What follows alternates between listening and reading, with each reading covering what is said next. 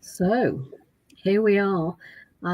Thank you very much for joining us. So good afternoon and good evening, wherever you are, to anyone who's watching, listening. My name's Alison Ainsworth. I'm hosting this session today, being joined by two lovely colleagues, who have extensive knowledge on what a standout CV looks like.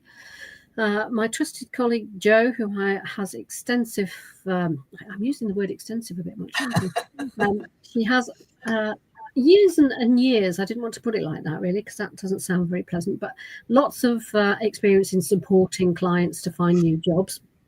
So obviously the CV being a critical part of that. And my colleague Julia, who has a recruitment background and is now in a head of HR role, who will be giving a slightly different view in the sense of, what are employers looking for in the CV, and will provide us with some top tips as to what they're looking for. So thank you guys for joining us today. I'd like to just hand over to you to introduce us, and then we'll start with the first question. So Joe, do you want to go first? Yeah, I'm Joe, and I have been a career coach for many years. My background is HR, so I've done quite a lot of recruiting over the years and sort of selection. I've also had a volunteering role in a charity for many years, and I've had to do, recruit for sort of quite senior positions there as well. So I'm used to looking at numerous CVs, and I know kind of which ones catch my eye and which ones definitely go on the no pile. So that's me. Thanks, Joe. I'm Julia Altonen. Hi, everybody. Thanks for joining us. I'm director of a company called Wellspring People and head of HR at Zest Benefits, the software company. I'm really pleased to be here. I also have extensive experience in recruiting, both from an agency perspective and also as an employer. So hopefully I will be sharing some valuable insights from a slightly different perspective, as Alison said, on what constitutes a great CV, what you need to include, what it should look like, and what to avoid. Yes, we will come on to the do's and don'ts.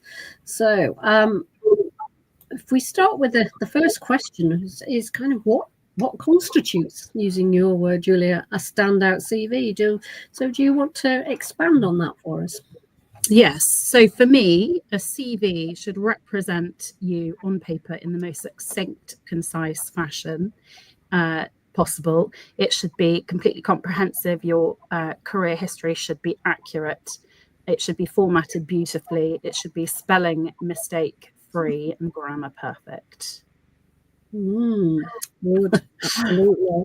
So no pressure there, but I mean that's quite an accurate forecast of what a CV should look like, and sadly sometimes we do see them that aren't succinct or aren't accurate, or there are spelling mistakes. It always makes me laugh when somebody puts in there one of their skills being attention to detail, and then there are spelling mistakes. So you think, oh gosh, maybe a critical friend would be a good idea at this point to read your CV. So Joe, what would you define a standout CV as? I think the most important thing is it's got to be pleasing on the eye. It's got to be easy to read. If it's pages and pages of long paragraphs, it's difficult to read. And let's face it, most people are only spending a few seconds looking at it before they put it on the no pile. So it's got to be well formatted and easy to read. And by that, I mean the layout and bullet points and breaking up long sentences and that sort of thing. And I can go on a lot about the don'ts, but I think we're going to come to that a bit later. Yeah, we are, Joe. Yeah, no, I agree. I think making it easy for somebody to read. I have heard that recruiters spend less than 60 seconds reading a CV, and I think, Julia, you agreed when I said that. Yeah, it's true. I think the average is about 3 seconds, and certainly I've been guilty of that. But when you receive huge volumes of CVs, we're in a very, very competitive job market at the moment. We often receive, for the roles that I advertise, certainly receive hundreds of applications.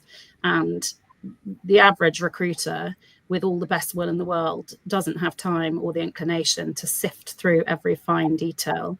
So as you've both said, it's really important that those key phrases and your relevant experience jumps out, because yes, recruiters will know instantly whether or not they want to meet you or progress your application. Yeah. Okay, so moving on from that, what's the importance of a standout CV or of the CV? And we mentioned the format. Joe, you talked about format being important. Do you want to go with that question first? Yeah, are you talking about the difference between a chronological and a functional CV, or? Yeah, let's talk. Shall we move on to that? Yeah. So, just to make sure everyone's familiar with what I'm saying, obviously a chronological CV, or rather reverse chronological CV, is the sort of traditional CV. But often it's quite opportune to actually develop a functional CV as well, where you're looking at your career as a whole and maybe picking out 4 or 5, maybe 6 sort of key competencies and putting your achievements under each of those headings with your work history on there as well. And depending on what you're going for, either you might actually want to have both. You might want to have a chronological CV for certain roles and a functional CV for other roles, particularly if you're changing sector and you want to kind of reinvent yourself. I do remember working with a client who'd been in a very senior financial position with a similar title all the way through his career. And just the last year had been moved into a completely different area. And if he'd done a traditional chronological CV, he would have been sort of put in that box. So a functional CV for him was much more appropriate. We didn't hide the fact that he had that job title in the last year, but it was lower down the CV in his career history. The third way of doing it, and particularly if you've been with the same company for a long time, is possibly a hybrid version where you have your latest job or latest employer divided into key competencies, and then your earlier career, reverse chronologically as before. But basically, the further back in time you go, the less you need write, unless you want to bring something forward if you are changing career that you have done in the past, but maybe not in the recent past. So I usually encourage clients to develop both CVs, actually, because it's quite a good exercise to do a functional CV, whether you're going to use it or not, because it's very good interview preparation. I think what's important to bear in mind is that CVs are constantly evolving documents, and the importance also of tailoring that CV to each application, which for the average job seeker who may apply for lots of different roles may seem incredibly daunting, but it's really, really important that a recruiter, as we mentioned before, bearing in mind that a CV, that they're able to instantly see the sort of relevant either skills or job titles that and they jump out. I think it's constantly evolving, a good CV, and should be tailored to its audience. I think that's a really important point to make. I don't know if you agree with me. Yeah, you've got to be cognizant of who you are sending this CV to, because is it a more of a traditional company, or is it a high-tech multimedia company who would expect to see something a little bit more zazzy? I don't know what the word is, but absolutely, you've got to know your audience.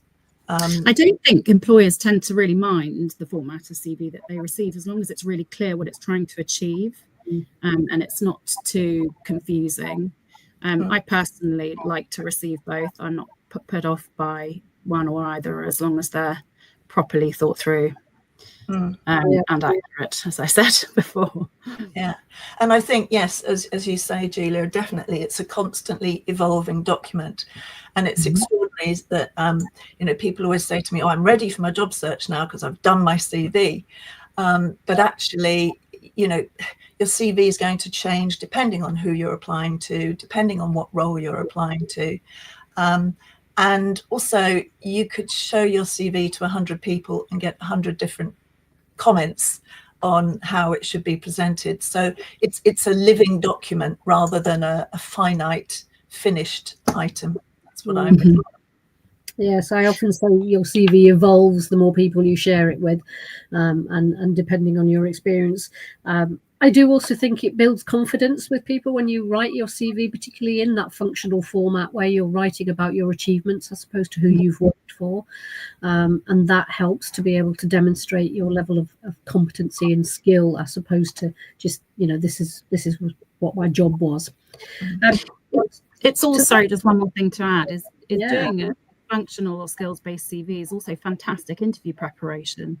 Yes. Because the most, whizzy, impressive CV in the world can certainly get your foot in through the door. But unless you've done the work and really thought through how your experience can complement the role, with, examples, facts and figures, it's very obvious from a recruiter's or an interviewer's perspective and can be really off-putting. So that's something as well to bear in mind. And also, with a functional CV, you can bring into things that weren't necessarily in your employment.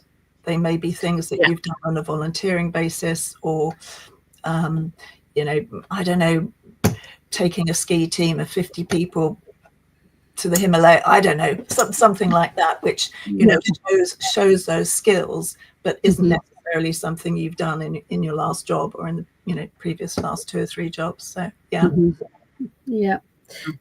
that point, we have a question in from Liz. I'm just going to put the question up. Interesting. How should you write a CV if you want to change sector or wish to change sector? I mean, my view on it is that's where a functional CV does help, because it talks about your achievements. But what do you think, Julia? What would you say? I would say exactly the same thing. I think most CVs start with a profile, so I think you'd address that point in your CV in the profile section, and then exactly that, write a skills-based CV demonstrating, linking directly to the job specification that you are interested in, and demonstrating how you're able to meet the competencies in that role. I think that's by far and away the best way to do that.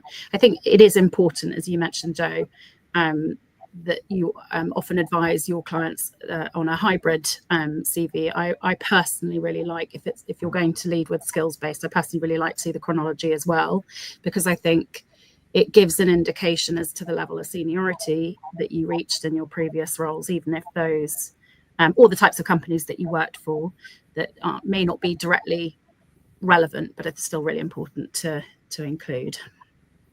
Yeah. Anything to add on that, Jo?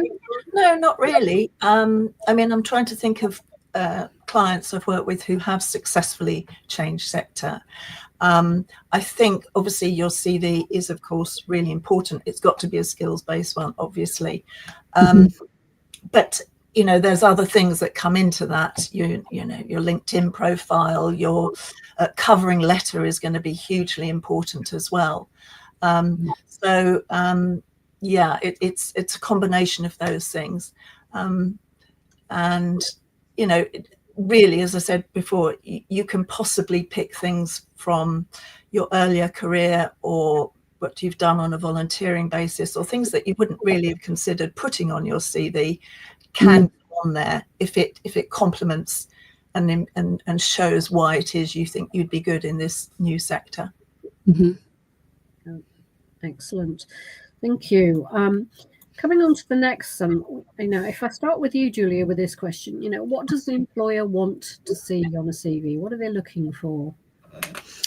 Well, they'll be looking, obviously, to understand your skills and experience, but they will have a unique set of pain points, which obviously will differ depending on, the company and who it is, who the hiring manager is. And I think probably a better question would be, or a better approach than wouldn't be universal. I think you probably need to understand exactly what the person who's hiring for that role is trying to achieve with your job, and to make sure that your CV answers those points.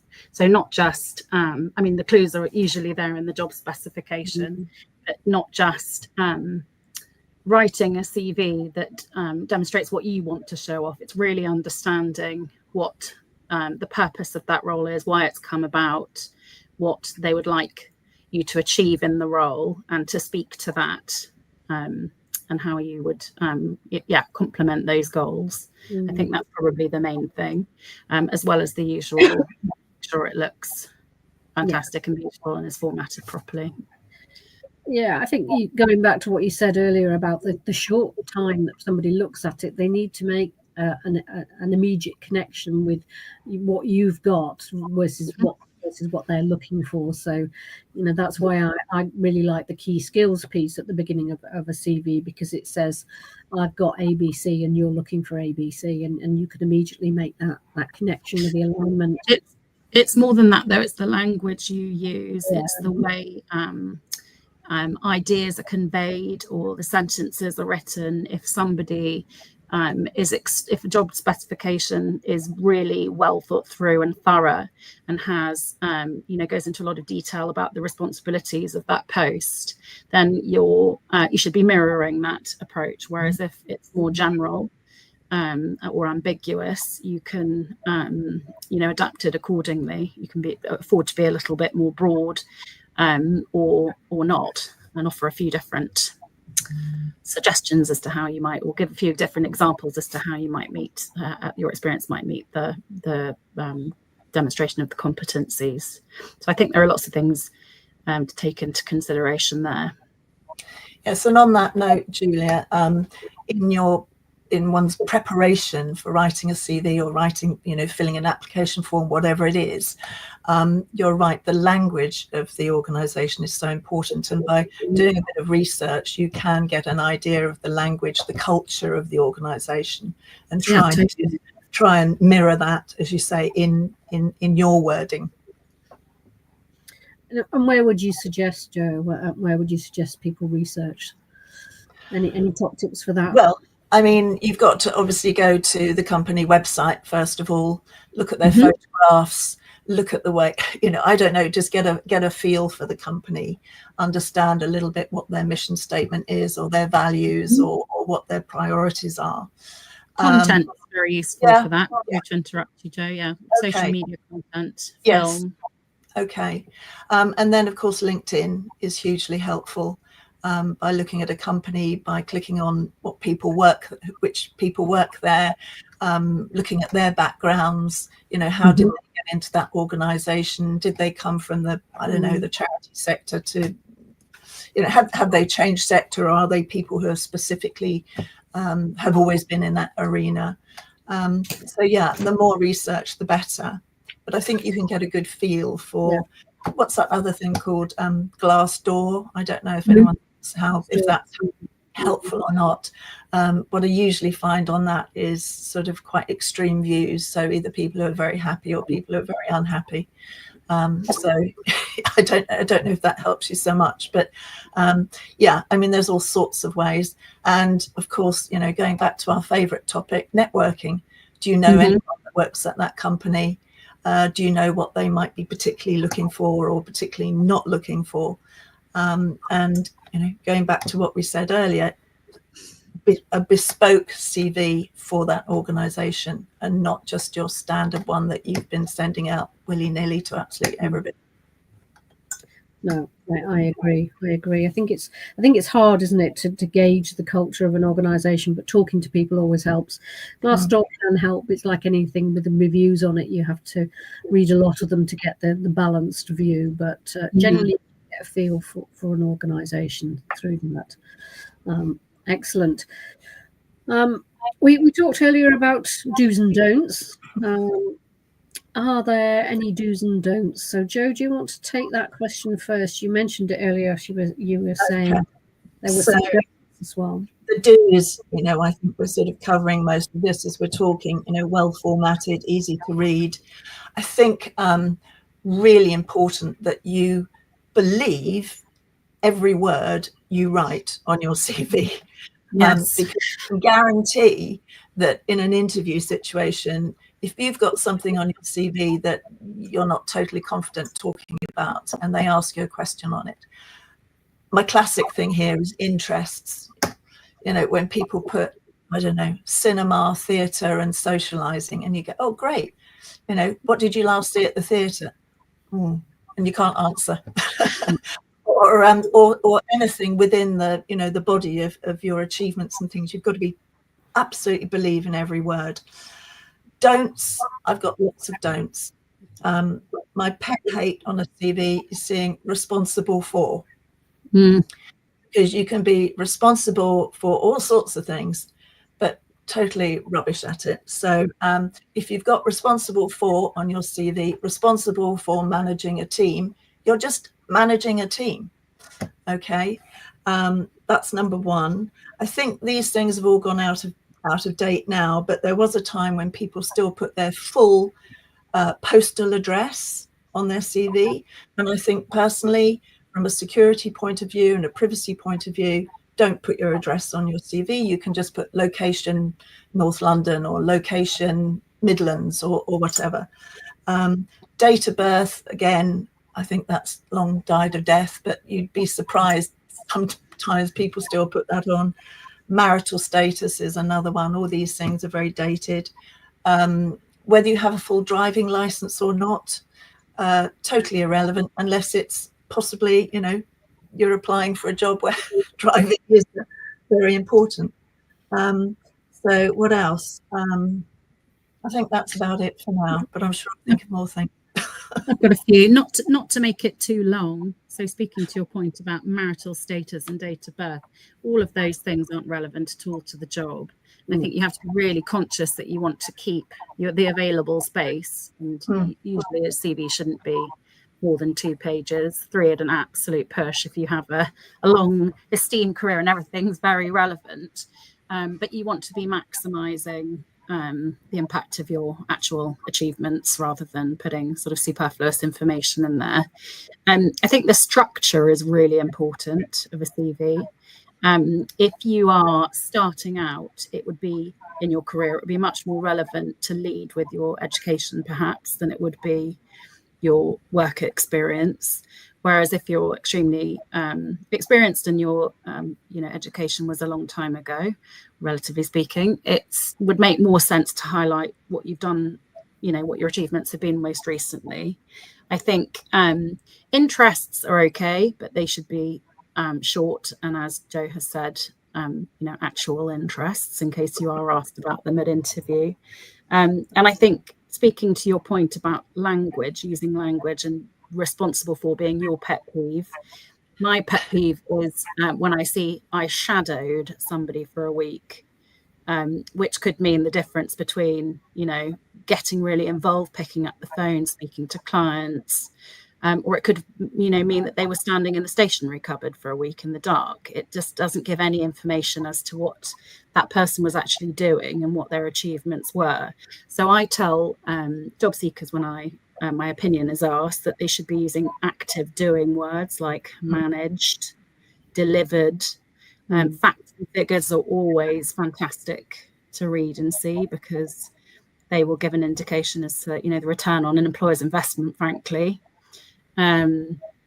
What else? What else are my do's and don'ts? I think that's probably about it for now.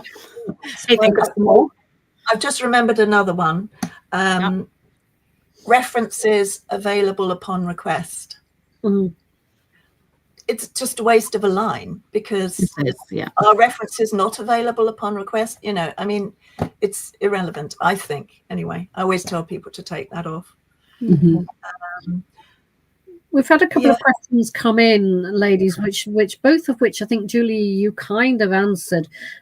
Question from Helen here, Helen Parkware, and she is asking, you know, how do you make your CV as concise as possible when you've over 20 years? She said hers is currently 3 pages.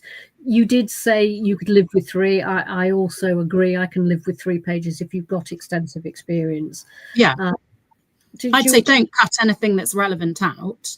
But if you, you know, for example, the last time when I was applying for my current role at Zest, you know, I have lots of experience, and quite a lot of it, I don't think my experience as a temps executive is particularly useful for you know, an HR position. So I literally put the dates that I was there. I did 2 lines, you know, the dates that I was there, what my job title was, the name of the company that I worked for. So I think you can cut it down. You could also start your CV from a certain point if you wanted to do that. The interviewer won't necessarily be put off by that, as long as the interview you're able to say, well, obviously my CV starts at, because otherwise they may wonder what you were doing if there was a long gap in between roles. I think don't worry about it too much. Your experience is your experience, and you should be, you know, singing from the rafters about it, because you're essentially, that's your sales tool.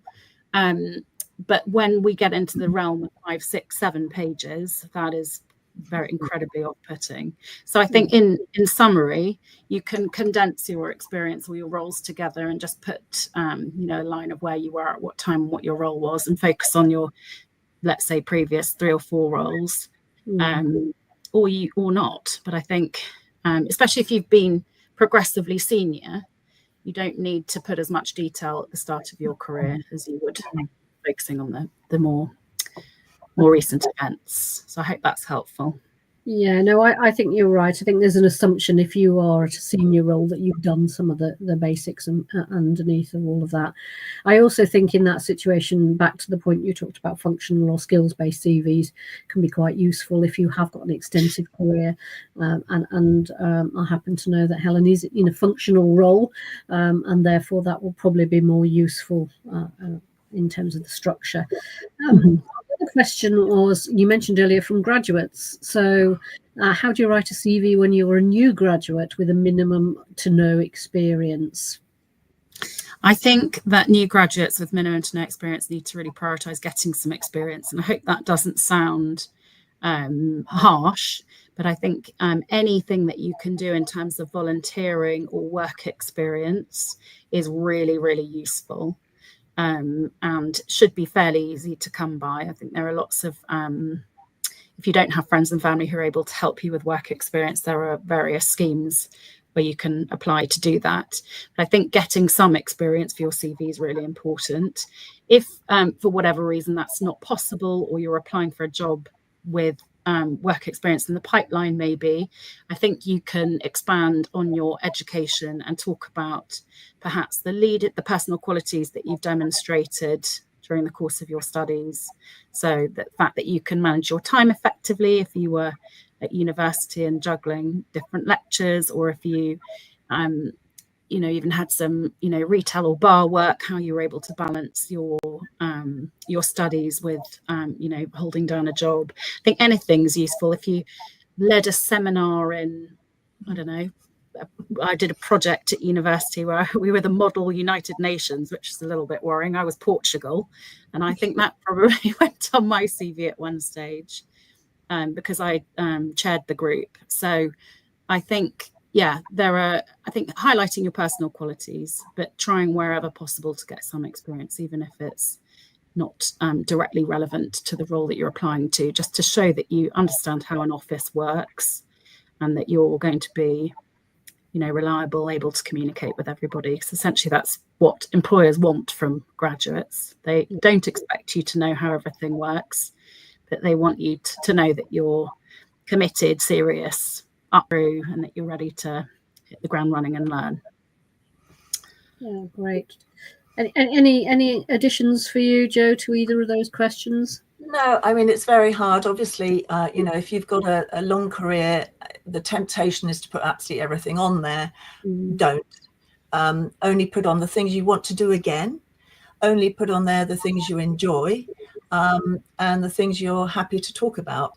I mean, obviously, you've got to account for time, as Julia says. So, you know, you could, it's quite okay just to put the company, the dates, and the job title.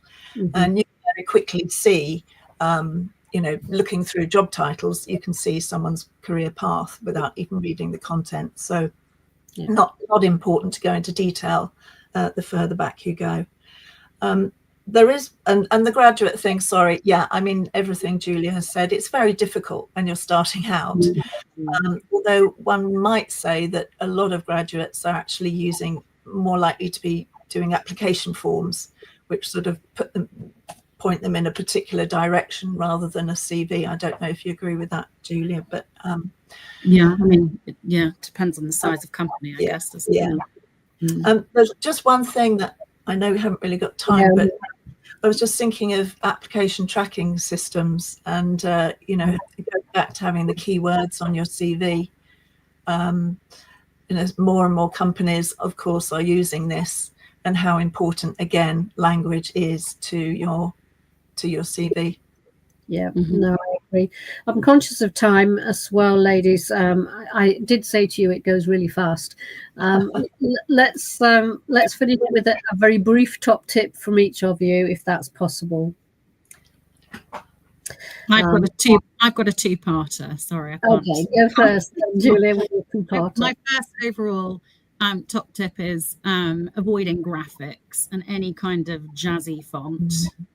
And the second top tip I have is to get somebody else to read your CV, to check it, to look at it from an objective perspective, to check that there are no howling spelling mistakes, and to offer their feedback, whether or not you choose to accept it. I like that. The critical friend, we all have one of those. Yeah. Your top tip? Yes, and I'll underline those, Julia, but also to try and keep it personal.